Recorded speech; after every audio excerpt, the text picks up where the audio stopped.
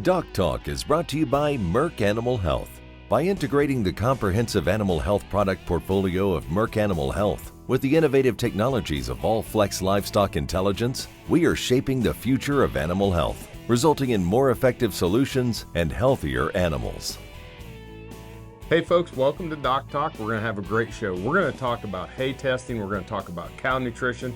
We have Beth Reynolds from the Iowa Beef Center here with us today. Stay tuned. We're glad you're watching.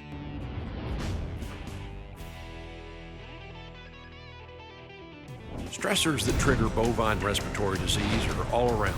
So when you spot BRD in your herd, turn to Zuprevo, the fast that lasts. Zuprevo is rapidly absorbed in as little as 45 minutes and lasts up to 28 days. Because in the race against BRD, you need to win. Ready, set, Zuprevo. In case of human injection, seek immediate medical advice. For use in beef and non-lactating dairy cattle only. For prescribing information, talk to your veterinarian or visit Zuprevo.com.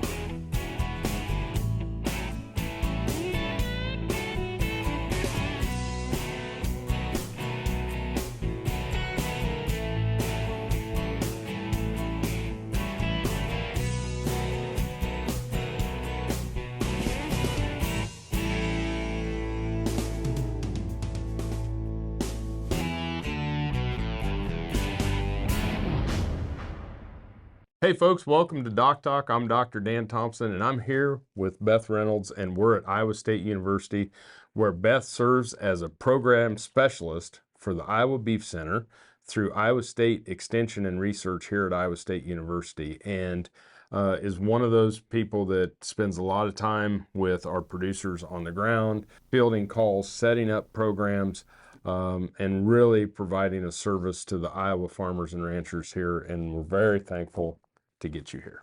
Yes, well, thanks for having me, Dan. Appreciate it. You bet. So we're going to talk about hay, and we're going to talk about hay and feeding cows, and it's something that you have done a lot of work in. But let's first start out with, we get our hay in. We should probably test it. So how do we get first? Let's just talk about sampling hay. You hear it from all your extension specialists and all of your nutritionists is test hay, test hay, test hay. It's probably a little bit of a broken record, but it is really important, and it can really make or break how you manage that winter feed bill. So our general rule of thumb is when you go test a lot of hay, I'm going to say a lot, meaning hay that came from one field or hay that should be of relatively similar quality. It might be two different patches in a field that were similar, even fields that were side by side, but you want to avoid areas that are a higher proportion of grass to your alfalfa compared to somewhere else. So kind of organizing lots of hay. We generally recommend taking a hay probe out of about 10% of those bales, mixing them up, compositing them, and then taking a subsample of that to go ahead and send off to your whatever laboratory you're going to use. One thing I will say is definitely plan a little bit ahead. A great service most of these laboratories provide is they'll send you sampling, not the hay probe, but sampling bags and forms to fill out for free with shipping paid for as well. So they'll handle sending you those shipping supplies. Just takes a little bit of forethought and planning ahead on your part. So when I go and I take my core sample and I take my 10 core samples, how do you mix those up and make sure you get what do you use? It's not really technical in any way. Those hay probes break apart those hay fibers too pretty well. It's not like you'll have a bunch of long strands in there, but I mean, when you're collecting them, you can be putting them in just a 5-gallon bucket if you need, or if you have a big enough bag to use. And then, I just mix them up, and then in general, we say probably try to fill half a gallon bag pretty solid with material, and that'll give the lab plenty to do all the analysis they need. They don't need a lot, but depending on how wet the sample is. For hay, less is needed than if you were using a silage or something with higher moisture content. So then, just to clarify, if I have different distinct types of hay, do this 10 core samples within each different group. Or 10 to 15 cores, or a core from about 10% of the bales is our general. It kind of depends on how big of your lots are. If you only have 5 bales from a field, you probably don't need to take more than 5 cores. But I mean, the more representative, the better. But that's a lot of extra time. So it's perfect. All right. Well, we're getting our samples off to the lab. When we come back, more with Beth Reynolds on hay quality, hay testing, and feeding your cows.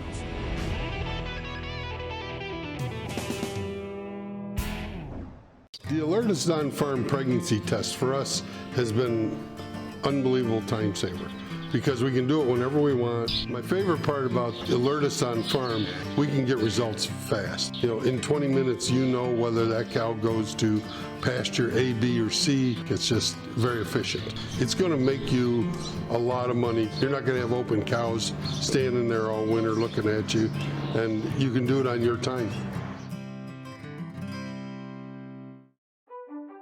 When it comes to treating BRD, you want a product that you can count on to get the job done at an affordable price. Macrocin by Bimeda delivers on both. A straight shooting, no BS tulathromycin that does what it's supposed to do. End of story. You don't need to take our word for it though. Go to macrocin.com for customer testimonials and head-to-head trial results. For your cattle and your bottom line, choose Macrocin. ValleyVet.com is your one-stop shop for your every animal need, from prescription meds, vaccines, equipment, and more for the ranch to the show ring. Shop ValleyVet.com for fast shipping and great prices. Valley Vet Supply. Hey folks, welcome back to DocTalk. I'm Dr. Dan Thompson here with Beth Reynolds. We're at Iowa State University, where she is our program specialist for the Iowa Beef Center here at Iowa State University through the Extension and Research Division or area, I don't know.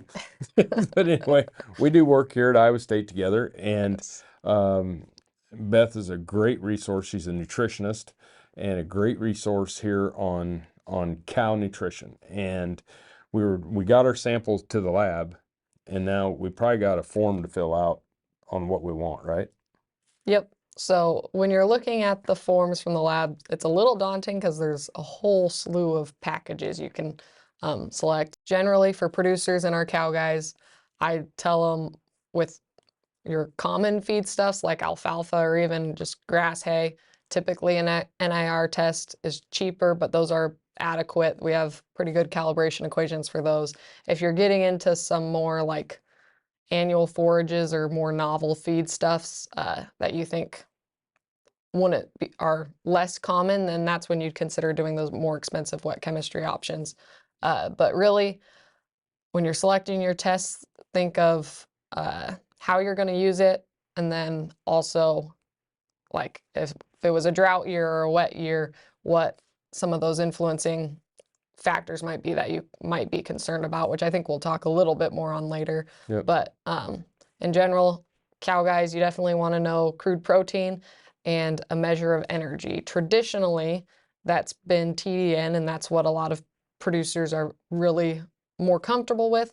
But we do have a lot better measures of that, and those labs are going to give you some of those better measures like net energy for maintenance or gain, and even do like NDF digestibility. And those might take a learning curve to understand how to interpret those, but they are really better measures. If you use a nutritionist at all, make sure you work with them, figuring out what they want to make sure you test for. You can talk to the lab if you ever have any questions. Most of them are really good at helping you out. But minerals, depending on your area, some areas run higher risk to be high in sulfur or magnesium or something that might, if it's high in one of those, it might alter what mineral package plan you want to move forward with, or even like drought if you're worried about nitrates in that particular field, or if you have corn stalks and want to make sure you don't have any type of molds or toxin issues. Just think about what you want to know from the test when you go selecting those packages. But they do put them together in some pretty good general packages, and then there's some more specialized options you can pick after that. I think it's important too to do it in advance, right? We get into this thing of doing it after we've turned the cows out and we have a problem. And when you start to talk about the magnesium and the minerals and the different things, because we can get grass tetany issues, we can get mold, aflatoxin, mycotoxin issues, we can get nitrate issues, all those types of things, aside from the very important part of meeting that cow's energy and protein requirements. Yes, definitely. And that's one of those, it all depends on how you're using it. Is the hay 100% of her diet? Is it 20% of her diet while she's grazing something else? And that will kind of drive how much you prioritize which lots need to go in to get sampled and so forth as well. Perfect. It's great information. We're so glad that Beth works here at Iowa State. We're going to take a break. We'll be right back after these messages.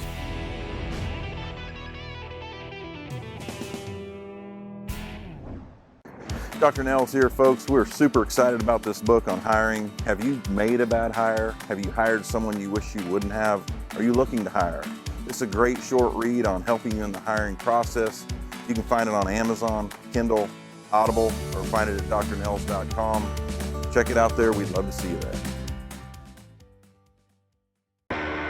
When you spot BRD in your cattle, that's your golden opportunity to target infection and its associated fever with a single dose of Resflor Gold, the industry standard dual therapy.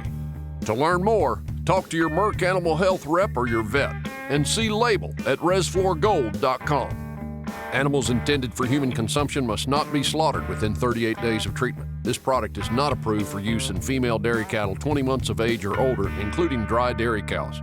ValleyVet.com is your one-stop shop for your every animal need. From prescription meds, vaccines, equipment, and more for the ranch to the show ring. Shop ValleyVet.com for fast shipping and great prices. Valley Vet Supply. Hey folks, welcome back to DocTalk. I'm Dr. Dan Thompson here with Beth Reynolds, and we're at Iowa State University, where Beth is our program specialist for the Iowa Beef Center here through Extension and Research at Iowa State University. Her specialty is cow nutrition, and she's a wonderful nutritionist that works with producers, not just in Iowa, but around the surrounding Corn Belt region, whether it's talking about residue grazing, pasture grazing, hay, anything that's cows and nutrition. This is your person. We've suffered through a couple of years of drought, and now we're going to have droughty hay. We've got droughty stockpiled forages. We've got no forages.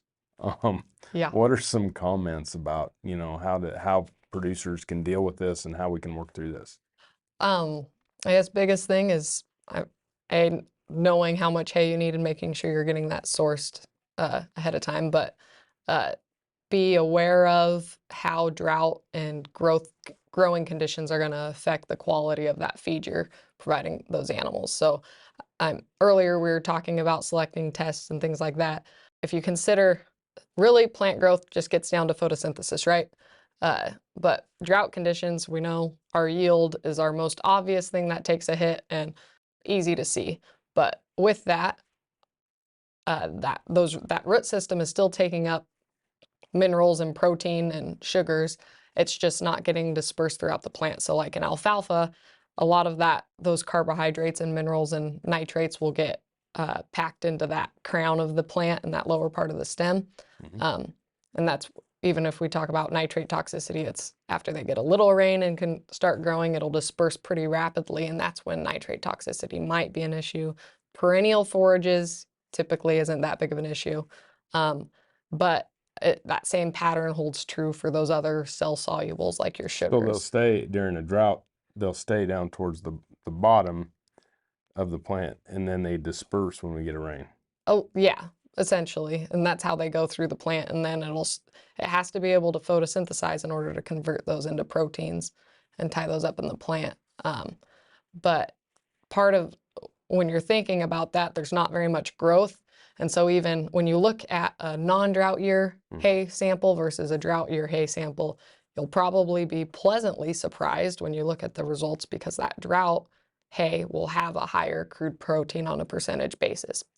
That's mostly driven by growth. There's just not as much of that plant growth for that protein It's to kind of like disperse through. the kernel of corn. Yeah. The bigger the kernel, the more starch that dilutes out, and we have less crude protein, less crude protein versus a smaller kernel, less starch, more crude protein. Yeah, kind of following that same trend line. But one of the bigger cautions we have is that that hay you make in the drought year dries down great, has higher protein. You're thinking you're in great shape, but even when you look at that initial sample, but one thing to be really aware of is that fiber digestibility really takes a hit in those drought years because it gets a little more lignin percentage basis. And so even though it's higher protein, it doesn't mean it's that much more protein actually available for the animal. And they can pick that up on the testing? Yep, and that's part of, so when you look at like NDF digestibility or crude protein solubility, those will be the two measures that show you that more than anything else. But it's just something to be aware of. Even though numbers might look okay at a glance, you need to make sure it's digestible still. And that digestibility of the fiber will really drive whether corn is a good complement for that hay feed stuff or a distiller's grain or soy hull that's a little more digestible fiber versus a starch-based or a sugar-based in corn or something like that. Perfect. Great information. Something that we all need to be paying attention to heading into the fall, heading into the winter, thinking about cow nutrition. We'll be right back.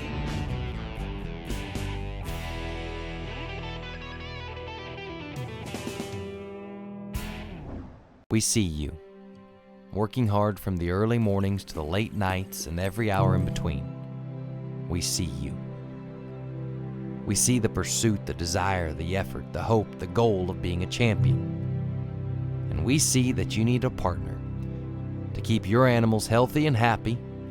With our countless products and quick and reliable shipping, together, we can do just that. To the cowboys and cowgirls, to the dreamers, we see you. I'm Dr. Les Anderson. I'm a beef extension specialist at the University of Kentucky. The Alertus on-farm test has the opportunity to completely change the industry. A producer is enabled and empowered to be able to take the sample and run the test or tests at their leisure without scheduling anybody. And honestly, reproduction is the thing that we measure the least, and it's the thing that dictates profitability the most. The Alertus on-farm test will help us to identify cows that get pregnant early. It'll improve our efficiency tenfold.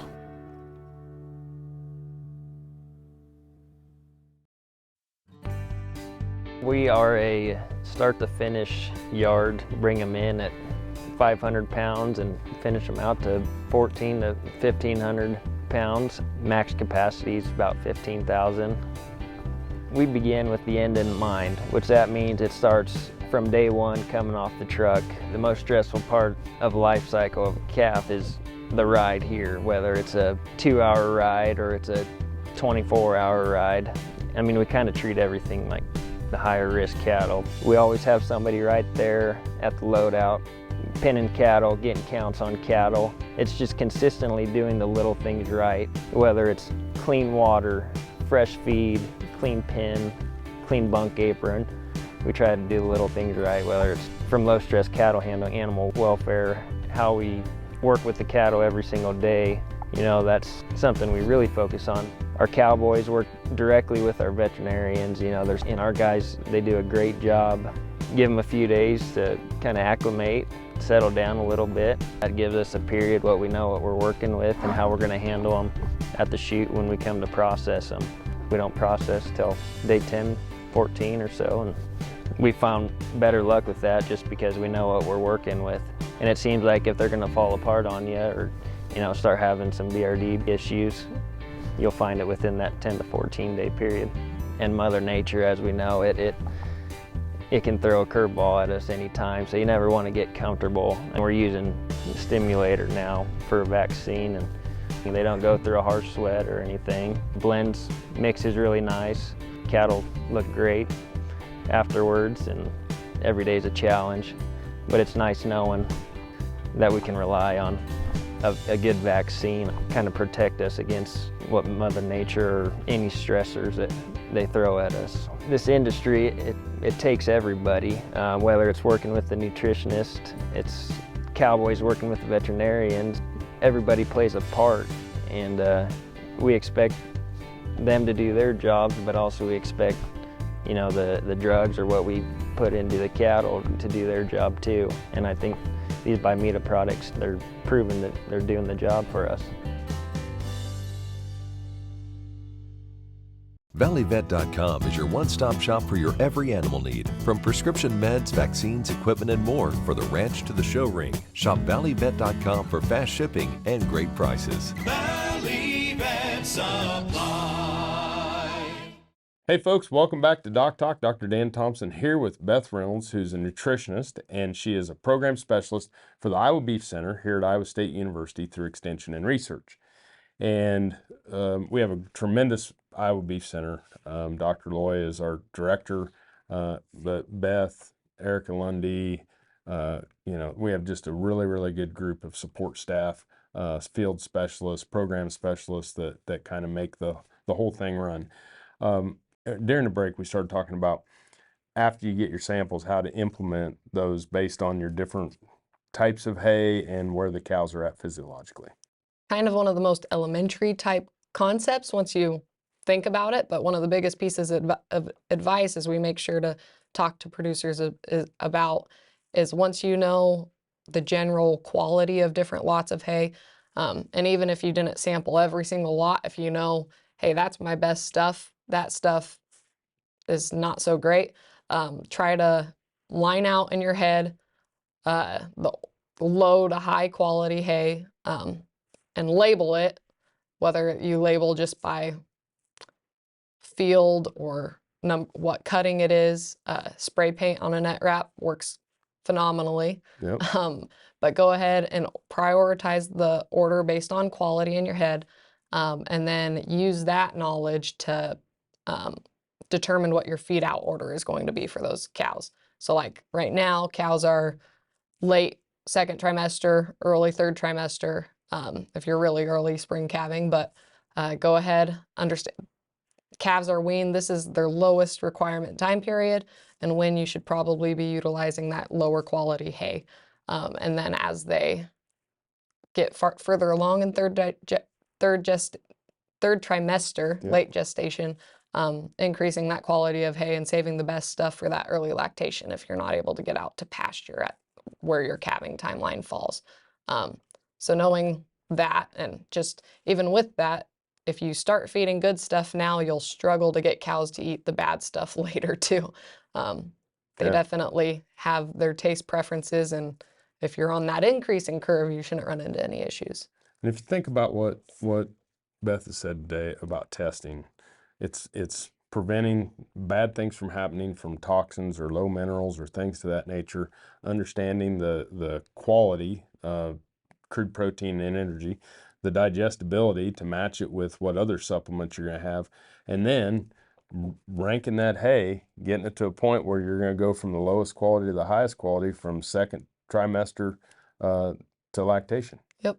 And once you have that information, you'll be able to be better equipped to source the lowest quality or lowest cost feed stuff that best matches what you need as your supplement. Like a drought year, again, I said digestibility typically takes a hit. So supplementation is probably going to be advantageous, not only just so they get enough to eat, but just the availability of hay. You are probably going to have to be sourcing other feedstuffs.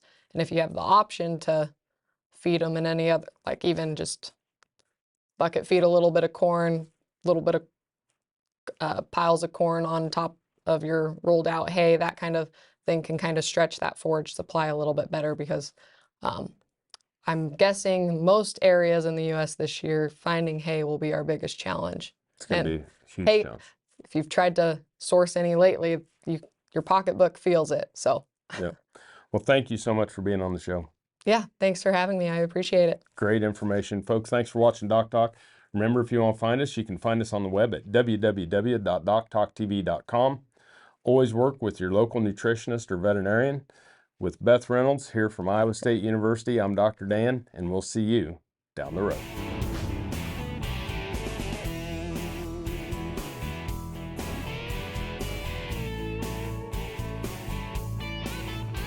DocTalk is brought to you by Merck Animal Health.